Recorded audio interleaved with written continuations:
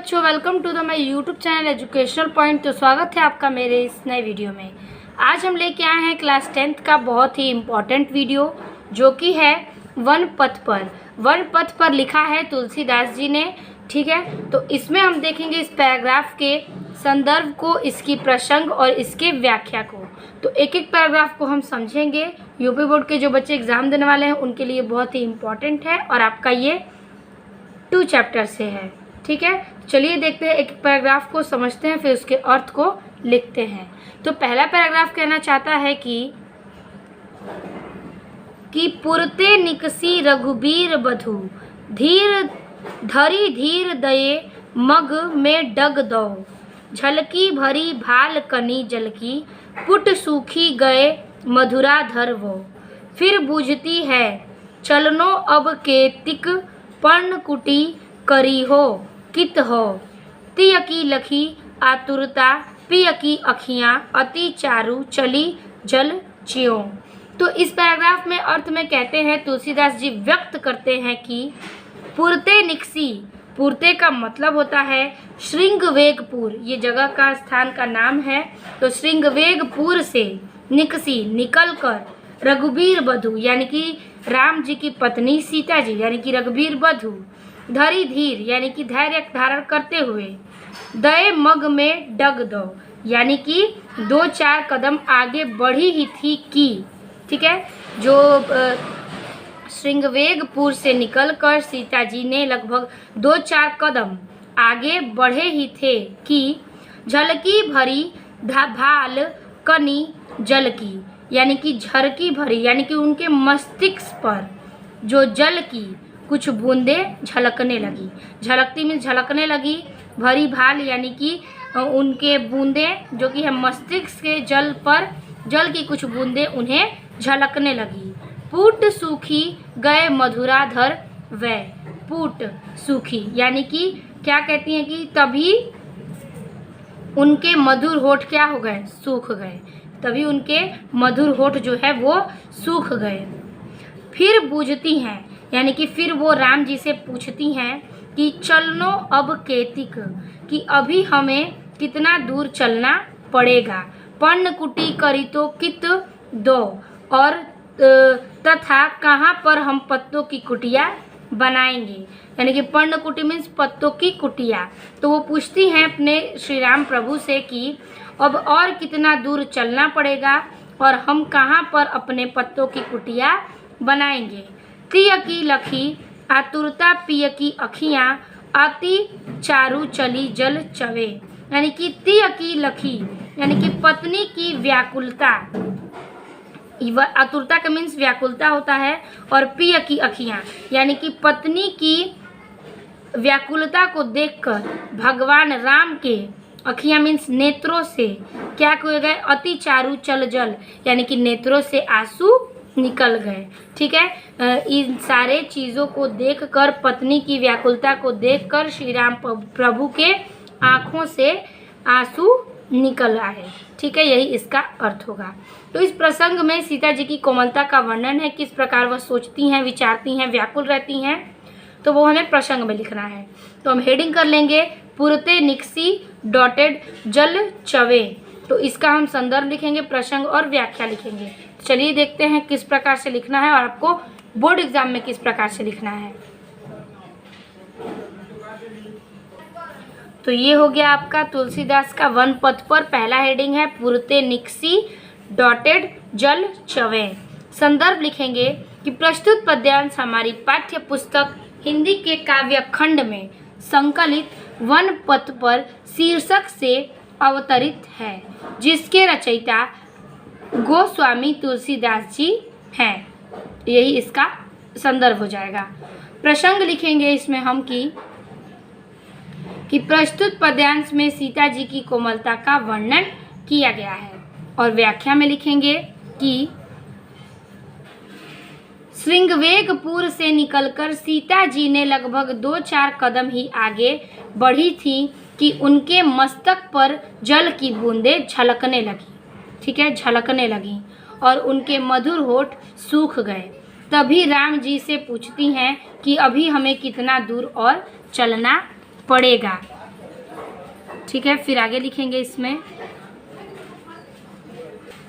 इसमें आगे लिखेंगे कि अभी हमें कितना दूर और चलना पड़ेगा तथा कहाँ पर हम पत्तों की कुटिया बनाएंगे। पत्नी की व्याकुलता को देखकर भगवान राम के नेत्रों से आंसू निकल आए। यही इसका अर्थ हो जाएगा। ठीक है, ये हो गया आपका पहले का उत्तर। तो अब हम देखेंगे अपना दूसरा पैराग्राफ। कह रहा है दूसरा पैराग्राफ की जल को गए लखन है लरिका, परिखो पिय छाह धरिक हवे ठाड़े, पोछी पसेऊ बयारी करो, अरु पाय पखारी हो भूभूरी दाढ़े। तुलसी रघुबीर प्रिया श्रतम जानी, कै बैठी विलंब लो कंटक काढ़े। जानकी नाह को नेह लखयो, पुलको तनु बारी बिलोचन बाढ़े। तो इस पैराग्राफ में तुलसीदास ने व्यक्त किया है सीता जी के बारे में यह कि जल को गए लखन है लरिका, यानी कि सीता जी भगवान राम से कहती हैं कि लक्ष्मण जी जल के लिए लाने के लिए गए हैं। लरिका मीन्स लाने के लिए, लखन मीन्स लक्ष्मण जी, जल को लाने के लिए लक्ष्मण जी गए हैं। प्रिय छाह धरिक हवे ठाड़े, तो यहाँ पे कह रहा है कि प्रिय श्री राम से कहती हैं, और धैर्य धरिक का मतलब होता है आपका एक घड़ी। वो कहती हैं कि हमें तब एक वृक्ष की छाया के नीचे उनका इंतज़ार करना चाहिए।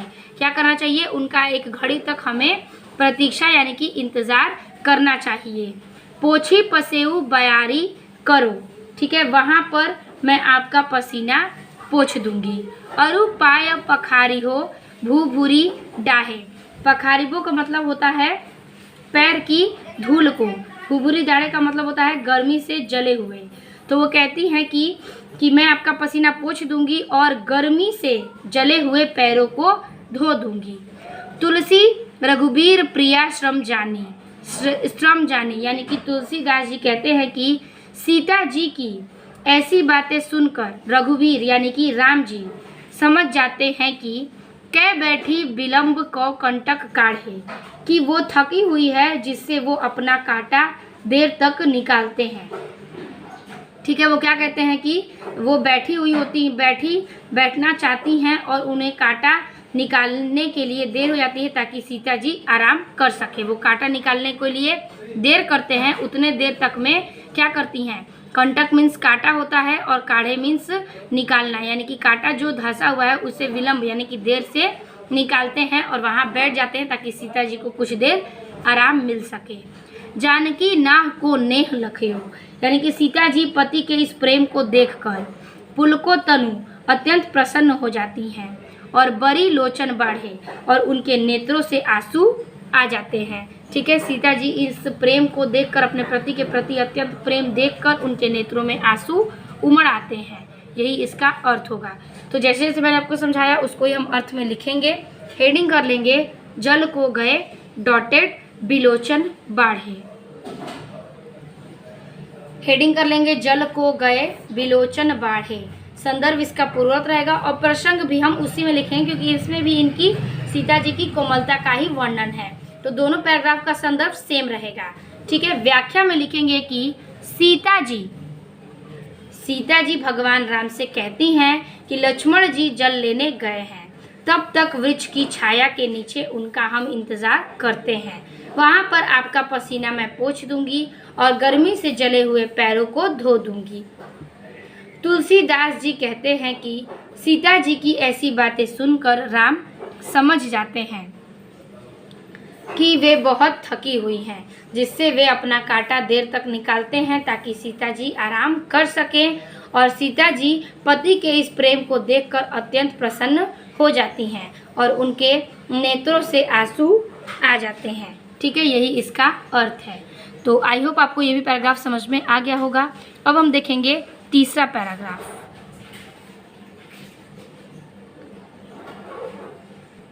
तो दूसरा पैराग्राफ हमने समझा दिया और इसके अर्थ को लिख दिए हैं। तीसरा पैराग्राफ कह रहा है कि रानी मैं जानी अनजानी महा, पबी पाहन हु ते कठोर हियो है, राजहू काज अकाज न जानियो, कहियो तियो तिय को जिन कान कियो है।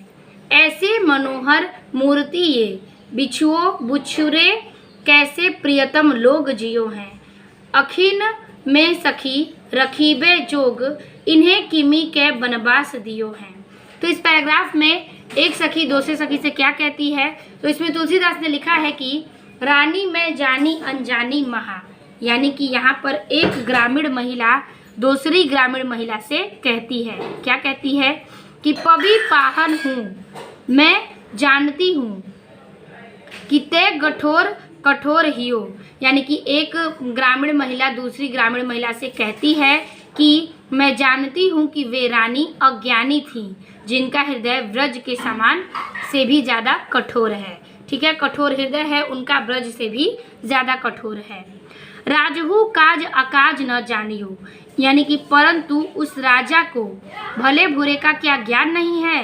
वो कहती है कि क्या उस राजा को, उस राज्य के महल के राजा को क्या भले और बुरे का कोई ज्ञान नहीं है। कहियो प्रिय को जिन कान कियो है। ठीक है, कि जिसने ऐसा काम कियो है, यानी कि वो राजा को भले और बुरे का क्या ज्ञान नहीं है जिसने ऐसा काम कर दिया। ऐसे मनोहर मूर्ति ये, इतने सुंदर लोग हैं ये, पता नहीं इनसे बिछड़ो कैसे प्रीतम लोग जियो हैं। पता नहीं इनसे बिछड़ कर, बिछड़ो मीन्स बिछड़ कर, कैसे इनके प्रियतम लोग जो इनसे प्रेम करते हैं वो लोग कैसे जिएंगे, जियो हैं, यानी कि इनसे बिछड़ कर पता नहीं लोग कैसे जीवित रहते होंगे। अखिन में कि सखी, हे सखी ये तो आँखों में बसने, रखीबो जोग आँखों में बसने के योग्य है। इन्हें किमी कै वनवास दियो है। इन्हें पता नहीं इन्हें वनवास क्यों दिया गया है। वो एक सखी दूसरी सखी से कहती है कि ये तो आँखों में बसने योग्य हैं, पता नहीं इन्हें किसने क्यों वनवास दिया है। ठीक है, यही इसका अर्थ है। तो इस पैराग्राफ का हम अर्थ लिखेंगे जैसे कि मैंने आपको समझाया वैसे ही। हेडिंग कर लेंगे रानी मैं जानी डॉट डेट वनवास दियो है, और इसका संदर्भ प्रसंग और व्याख्या लिखेंगे। तीसरा हेडिंग है पैराग्राफ का कि रानी मैं जानी डॉटेड दियो है। संदर्भ पूर्वक रहेगा और प्रसंग रहेगा कि भगवान श्री राम को वन जाते देखकर ग्रामीण बधुओं को आपस में वार्तालाप इस पद्यांश में वर्णित किया गया है। ठीक है, ग्रामीण जो स्त्रियां हैं वो अपने आप में बात करती हैं, वार्तालाप करती हैं, उसी बात का इस पैराग्राफ का वर्णन है। तो व्याख्या हेडिंग कर लेंगे और लिखेंगे कि एक ग्रामीण महिला दूसरी ग्रामीण महिला से कहती है कि मैं मानती हूँ कि वो रानी अज्ञानी थी जिसका हृदय व्रज के से भी कठोर है, परंतु उस राजा को भी भले बुरे का ज्ञान नहीं है जिसने ऐसा काम किया है। इतने सुंदर लोग हैं ये, पता नहीं इनसे बिछड़कर इनके प्रियतम लोग किस प्रकार जीवित होंगे। हे सखी ये तो आँखों में बसने वाले योग्य है, पता नहीं इन्हें वनवास क्यों दिया गया है। यही इसका उत्तर होगा, यानी कि यही इसकी व्याख्या हमें वर्णन में लिखनी है। अब देखेंगे हम चौथा पैराग्राफ। तो तीसरा पैराग्राफ हमने समझा दिया। चौथा पैराग्राफ कह रहा है कि शीस जटा उर बाहु विशाल बिलोचन लाल तिरछी सी भौहे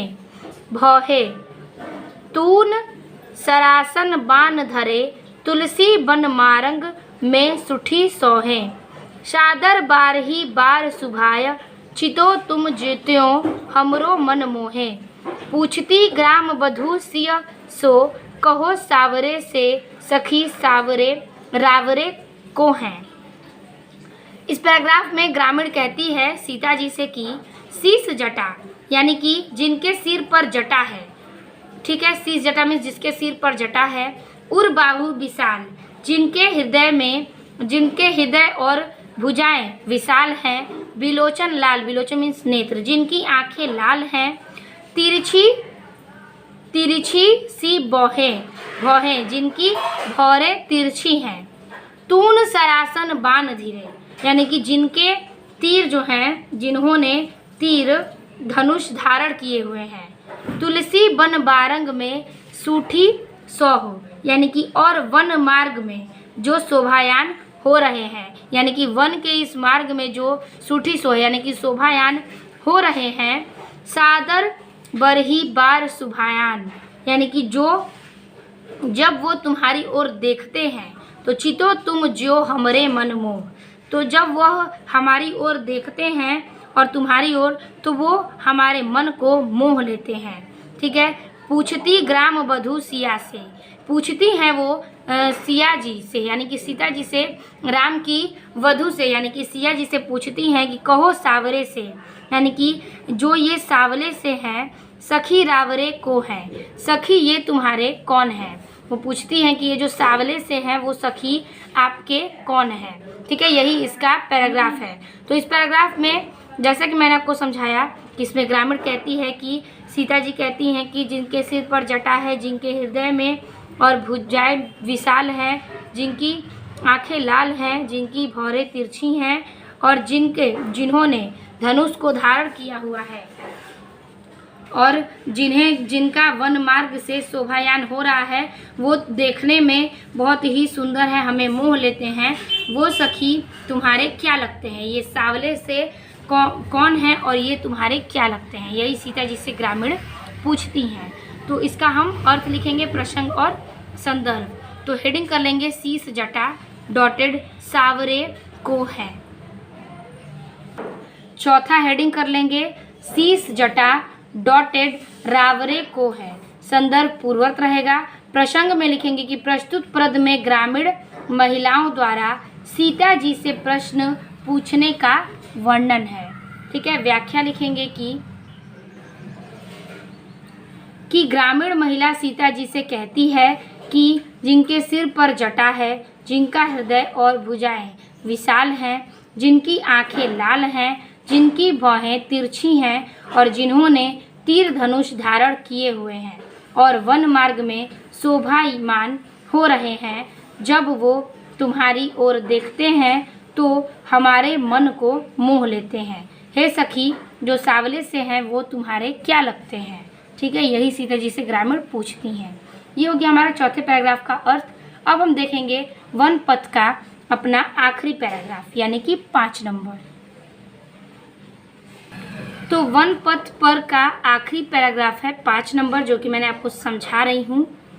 सुनी सुंदर बैन सुधारस साने, सयानी है जानकी जानी भली, तिरछे करी नैन दो सैन तिन्हो, समुझाई कछु मुस्काई चली, तुलसी तेही औसर सोहे, सबे अवलोकती लोचन लाहू अली, अनुराग तड़ाग में भानु उदेश, बिगसी मनो मंजुल कंज कली। तो इस पैराग्राफ में कहते हैं लोग कि सुनी सुंदर बैन सुधारस साने, यानी कि ग्रामीण महिला की बातें सुनकर।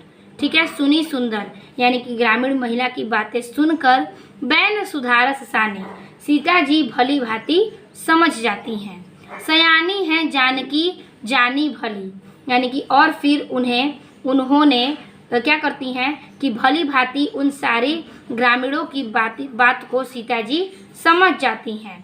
और फिर तिरछे करी नैन दो सैन तिन्हो, और फिर उन महिलाओं को साकेतिक करती हैं, साकेतिक रूप में समझाती हैं। क्या करती हैं कि उन सारी महिलाओं को तीनों साकेतिक रूप में, सैन मीन्स साकेतिक, तिन्हो मीन्स क्या करती हैं रूप में, समुझाई यानी कि समझाती हैं, कछु मुस्काई चली कि भगवान श्री राम उनके पति हैं, यही बात वह समझाती हैं। मुस्कुराते हुए वह कहती हैं कि साकेतिक देती हैं और महिलाओं को कहती हैं कि ये हमारे पति हैं।